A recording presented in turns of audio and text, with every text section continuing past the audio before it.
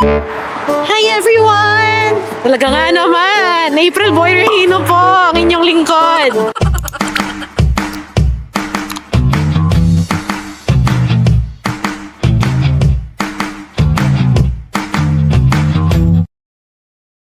So tapos na tayo sa work, kakalabas ko lang.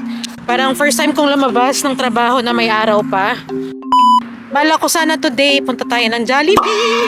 Sa atin, madali lang ang Jollibee. Isang tricycle lang yung Jollibee. Pero sa akin dito, sobrang dalang ko makapag-Jollibee. Parang twice last year, once 2 years ago. Before pa noon, sa Pilipinas na ulit.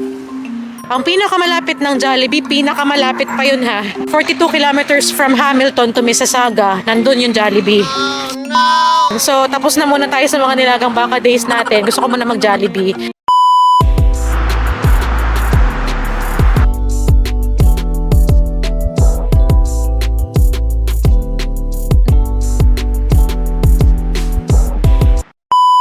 Nalamig na yung tenga ko, mag-earmuffs muna tayo. Kahit mukha tayong Mickey Mouse, okay lang po. Ano yung pinaka-namimiss ko sa Jollibee?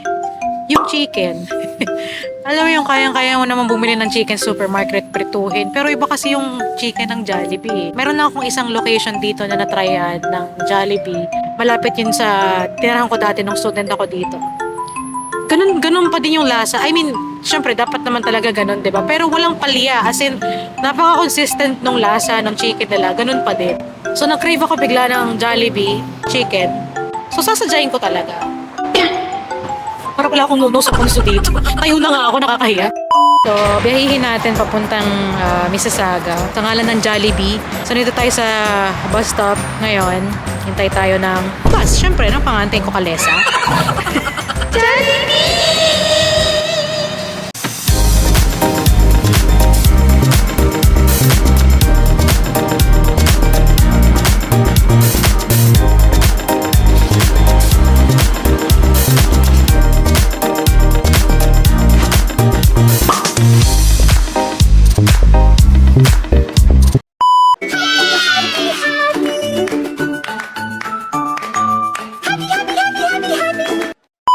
Daming tao, Mars!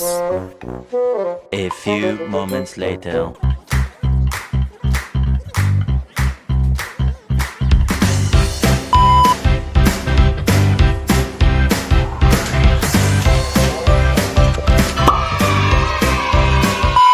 Chicken lang naman yung binili ko. Paglabas ko madilim na.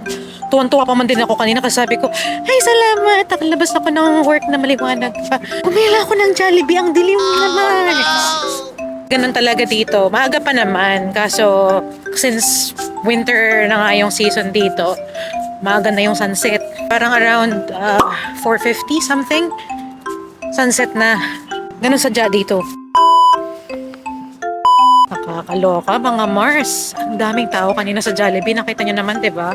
Parang kahit saan ka magpunta, kahit sa atin, syempre given na yan. Kahit anong oras, marami talagang tao sa Jollibee. Kahit yung kapatid ko, tsaka yung nanay ko sa amin, nagpapadeliver lagi ng Jollibee yan. Kahit mga tipong alas 10 na ng gabi, talagang inaabala ang mga crew ng Jollibee. Masatisfy lang ang craving ng peach mango pie. Talaga nga naman.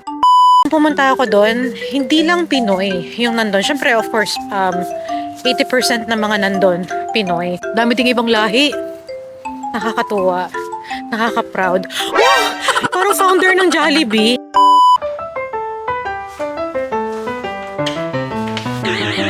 Excited na ako!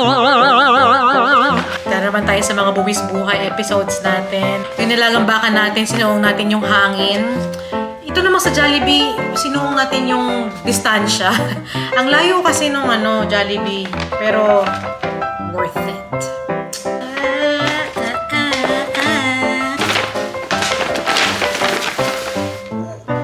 Bakit nakataob ang gravy? So yung mga in-order naman natin sa Jollibee, hindi naman ako magmumukbang talaga ng all out, no? Kasi magastos, Mars. Yung mga in-order natin sa Jollibee, yun yung mga favorite ko. Yun talaga yung mga namimiss ko galing sa atin. Siyempre, nangungunang-una dyan, Chicken Joy. Hindi pwede mawala dyan. Yung gravy, siyempre. Naku, talaga nga naman. Yung peach mango pie nila, burger. Tapos nag-order din ako ng palabok at saka ng spaghetti. So So, ang gagawin natin today, ay mag-story time muna tayo. Around mga 19 or 20 years old ako at that time. Really, 19 or 20, smash ako noon. Try natin panoodin. Try natin balikan. Never ko itong in-upload. As in, siguro meron akong iba dito na in-upload. Isa, dalawa. Pero most dito sa mga dub smash ko to, hindi ko siya in-upload kasi hiyang-hiya ako sa So, bakit nga ni-upload ko na? Kasi wala. Dala ng pangangailangan. Hindi, kasi matagal na naman. At saka, naungkat ko siya eh. Natuwa nga ako kasi akala ko, wala na tong mga files na to. And then, nakita ko lang siya sa Google Drive. At saka, gutom na ako. Ang daming imik. Hinahangin na yung ulo ko. Kain na tayo. Chicken with spaghetti. With gravy. Yes. Baka mabubog. Pakiwari ko, ito yung compilation. Siguro ito yung mga dalawa o tatlo magkakasama. I actually met a girl at the mall. Oh my God. And her name is Sasha. Oh my God, that's She was like, and I was like, and wow.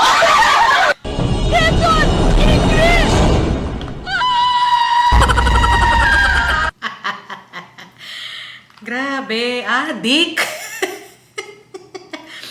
Adik yarn. Ako'y malaking fan ng mga dub smash na boses or mga episodes or mga scenes na galing kay Miss Chris Aquino. Most Pinoys love the head. Diba? Sinisip-sip talaga yung ulo. Yes! And ang hipon! Ang hipon! Yes! Kasi! Grabe yung mga dinadub smash ko, mga sinisip-sip daw yung ulo. Napasok ako ng Catholic school noon. Sinisip-sip kasi yung ulo! Promise! Baka naman ang mga nakapanood, kung sa inyo hindi galing sa gardening school, may igayon. Kayo naman, dub smash nga eh. Dub smash nga diba? Nagsalita ng ganun. No, ito na lang. Kasi Okay. I've been waiting for a sorry. Ah, A personal sorry. Darla, bibilang kita ng black polo because I love you. Thank you, Chrissy. Yes. Ano ka sa men's? Large? Or extra large? Extra large. Okay.